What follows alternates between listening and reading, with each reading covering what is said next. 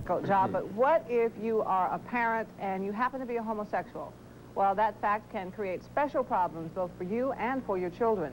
And that happens to be the topic that our guest tonight has written a book concerning.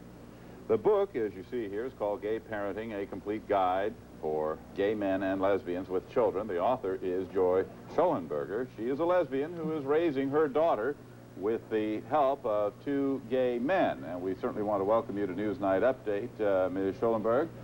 Thank you. First thing, I guess, that we have to be concerned with in this situation is the children. Now, when they're in school and other children find out that the parent is a homosexual, that's got to be tough.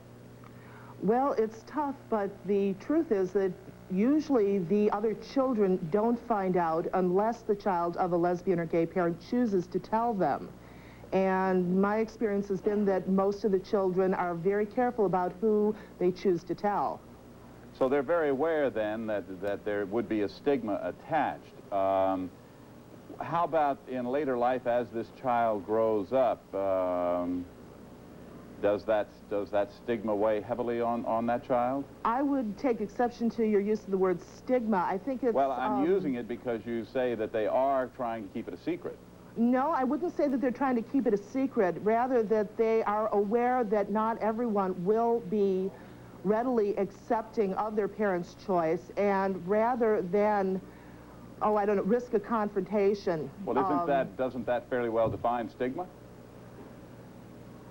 I really wouldn't consider it a stigma per se, because they also have most of the children that I talk to have a large number of friends and peers who are very supporting, very accepting, and to whom it does not make a great deal of difference.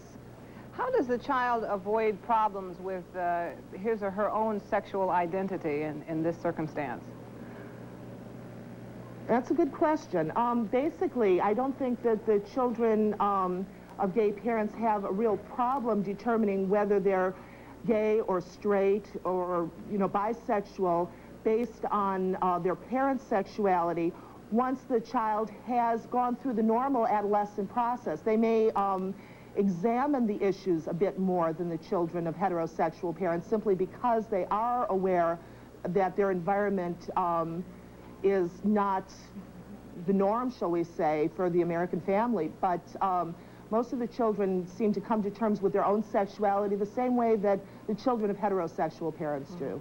You have a daughter, correct? That's correct. How old is she? She's 4.5. You have, obviously, it's a little young, I suppose, to start talking about this with her, correct? Well, we've discussed it on one or two occasions, and at this point, she really doesn't seem to understand that there's anything unusual about her parents' situation. Now, we have 3 adults, the 2 men and myself, and as far as she's concerned, the kids that come from a 2-parent family come from a broken home, because she thinks that 3 parents are the norm.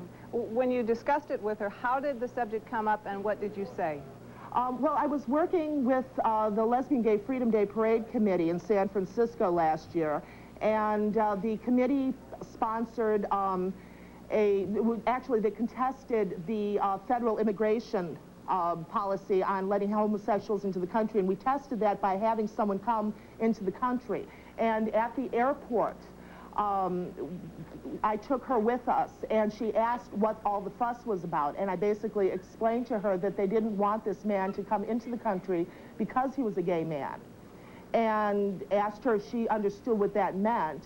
And then she seemed vague on it, so I explained it a little bit, and her basic question was, oh, does that mean that you're gay? And I said yes. And she said, does that mean that your lover's gay? I said yes. And she thought about it for a while and said, well, does that mean that I'm gay?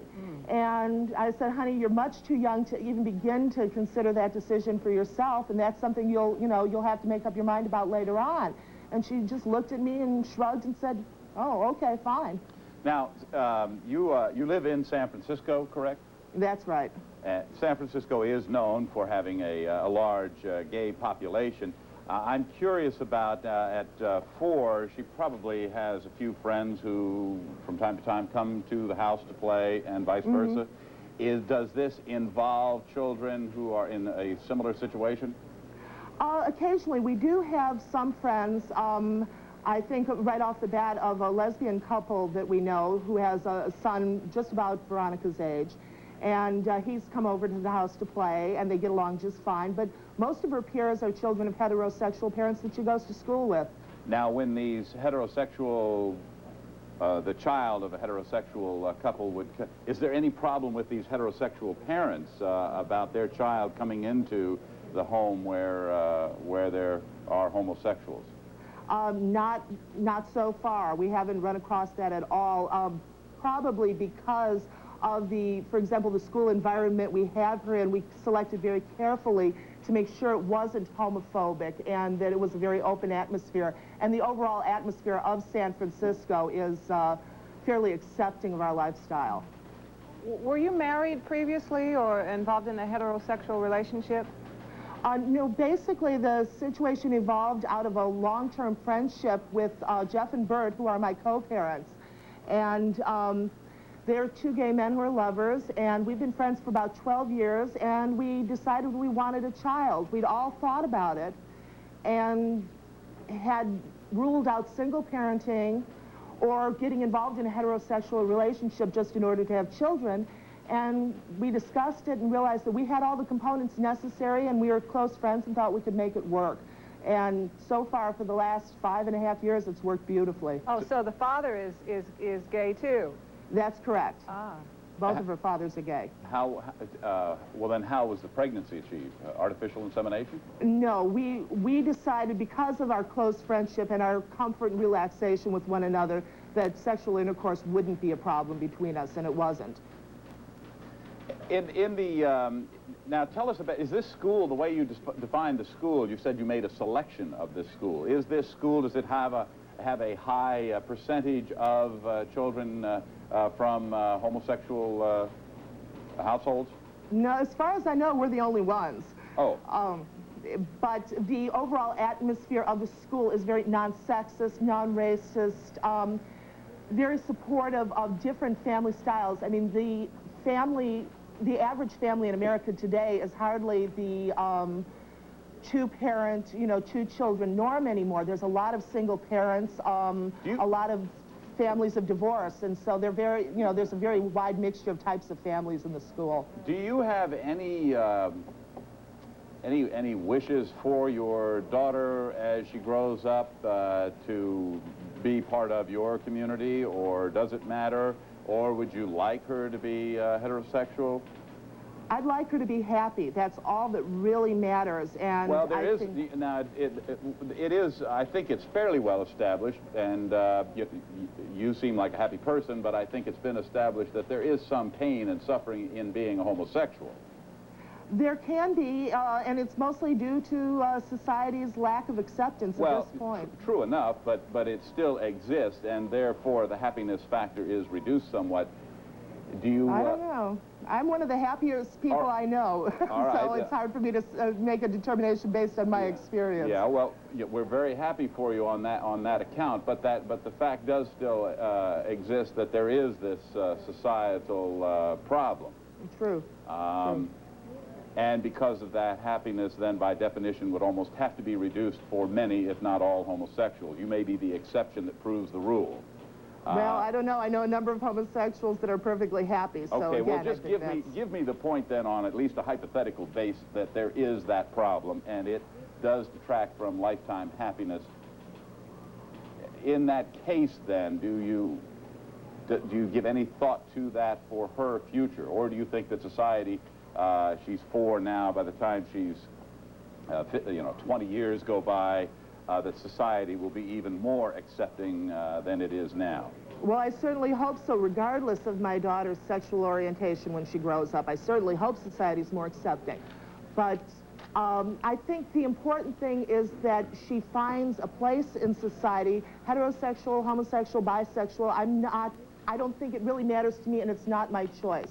I want her to be comfortable with whatever choice she decides to make, because that is really the most important thing, is her own security and her own feelings about herself, and my preference for her has no effect on that. Okay, Joy Schulenberg is our guest. The book is Gay Parenting, a complete guide for gay men and lesbians with children. And we'll be back with your phone calls in a moment.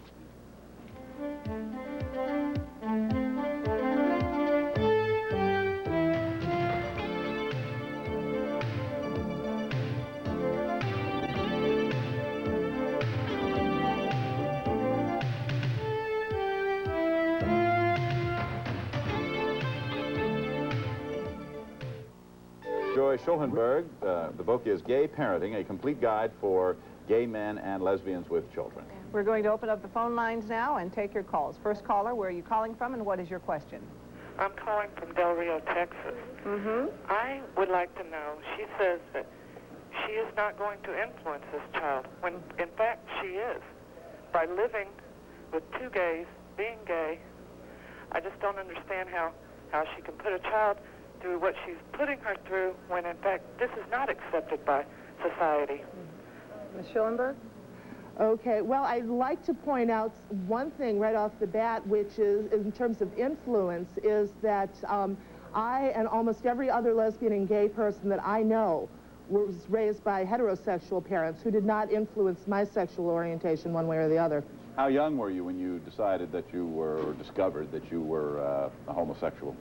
Oh, 11 or 12. I don't remember exactly. It's probably 11 or 12 is when I became aware of it as a specific thing for me, yeah. What was parental reaction? I was very fortunate. My parents were very accepting of my choices as long as, again, I was a responsible individual. That was more their concern rather than who I slept with or what my orientation was. Next caller, go ahead, please. Your question, and you're calling from where? I'm calling from Denver, Colorado. And I just went through a divorce about 7 years ago. I'm a gay man, and I do have custody of my child. I have had to fight my ex-wife 3 different occasions for custody. And I was wondering if in this book she covers the topic of the legal ramifications behind it. I'm really getting tired of fighting. I'm a responsible person. I love my child, and I would never try to do anything to hurt it. Absolutely. Absolutely. I think it's really important to consider all the legal ramifications. The most important thing is having a good, experienced lawyer, if possible. But I do go into all the areas in which the legalities of custody come up and recommendations on lawyers. So I think you might find a lot of interest in that section. Let's take another call. Next caller, where are you calling from and what is your question for Ms. Schulenberg? Yes, I'm calling from Houston, Texas. And I'd like to know what her credentials are to write this book, or whether she just decided that because she was a gay parent that she'd write a book about gay parenting. Well, that's basically it, yeah. When I was pregnant with my daughter, I started looking around for a book or books to give me some information on the legal and the emotional and social aspects of lesbian gay parenting, and I found pamphlets and brochures and things like that, but there wasn't a book, and I kept hearing, oh, I wish there was, from other people, so I decided that somebody needed to write it. And another call for you. Go ahead, caller. Calling from where? And the question is? Yes, I'm calling from Texas. All right, and speak up if you would. Yes, with the scare of AIDS coming on, you're not worried about the health of your child, and growing up with this epidemic is not affecting the health of your child. You're not worried about the health of your child. How's the health of the 2 men you live with? Their health is good at this time, and I pray that it remains so. Basically, with AIDS, AIDS is spread by intimate contact, and you don't have that sort of intimate contact with a child. The type of transmission, it just doesn't exist. All right, let's take... were you finished, Joy? Do you have more? I was going to say that I do know people with AIDS, and my daughter has interacted with people with AIDS. I am not concerned because I really feel that I've educated myself fully on this, and I don't believe that she is significantly at risk any more than I am significantly at risk. All right, let's take another call. Next caller, where are you calling from and what is your question? North Carolina. I want to ask her. Please turn your television set down and speak up. Oh, my television is down, ma'am. Oh, okay. Okay. I want to know how you can bring your daughter up in this atmosphere when it is against all the teachings of our Lord. He is definitely against this type of thing. And it does concern me because I would like to see your daughter go to heaven, and I'd like to see you go there, and you're not, as long as you live in this manner. Well, I'm not a theological scholar, okay, but I kind of stopped my Bible reading with the part that our Lord said, love one another as I have loved you, and I believe in love, and I believe that God, whoever he, she, or it is, loves me because I've sure been blessed in this life. Do you consider yourself religious? I would say so. My faith is very strong, yes. There is a God. Absolutely. Okay. Next caller, go ahead, please. Your question, and you're calling from where? Calling from College Station, Texas. Uh-huh.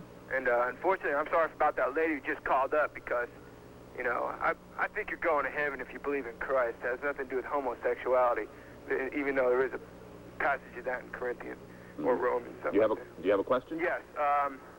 Do you think it's kind of inconsiderate of you to have a child with a gay parent, you know, both of you being gay?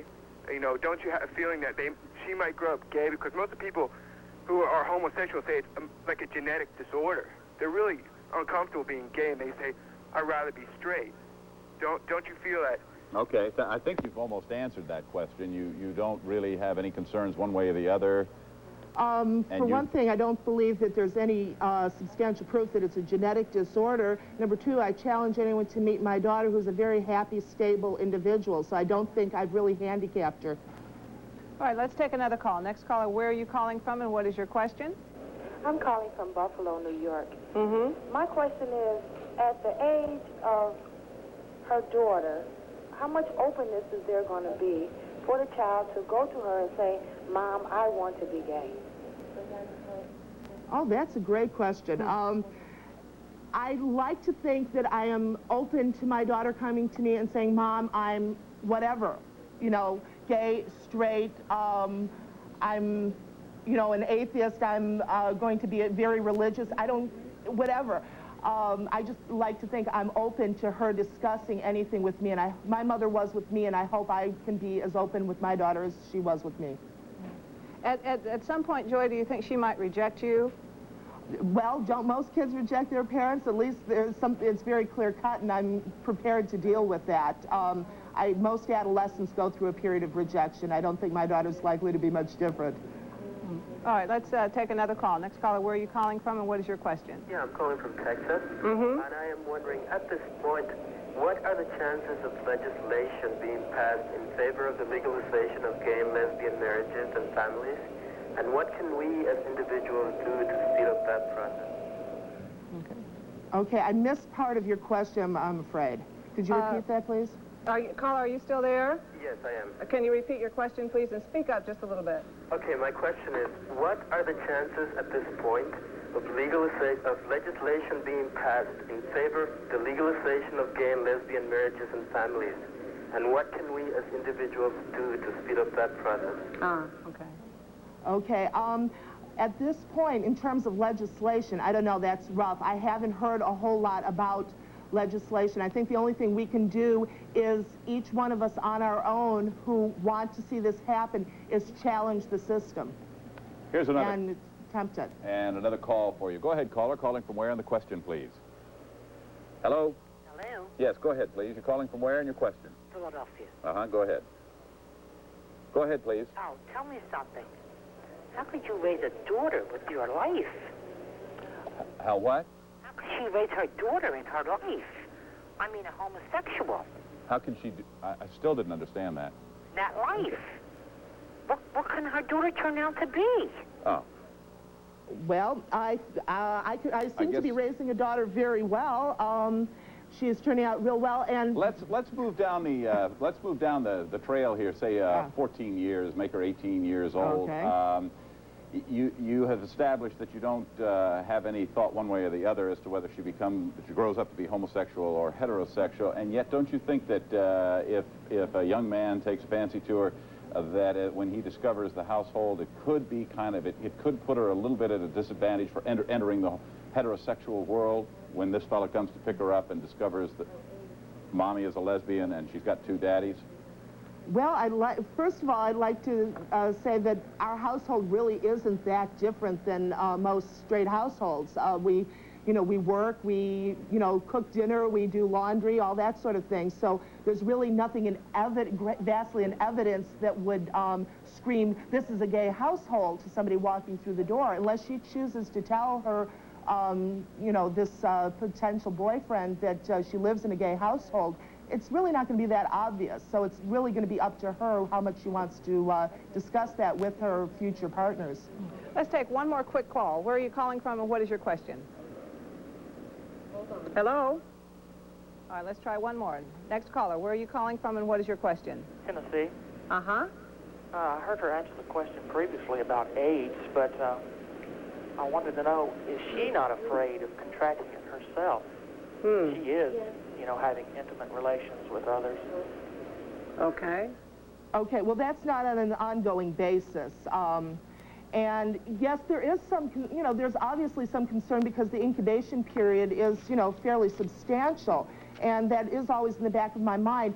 But I think that considering our family's particular practices and the fact that there is no longer any intimate contact since, the conception and everything, I'm not particularly concerned at this point. We want to thank you, Joy Schollenberg, for being our guest here on Newsnight Update this evening. Thanks so much for joining us. Thank you, callers. Back in a moment.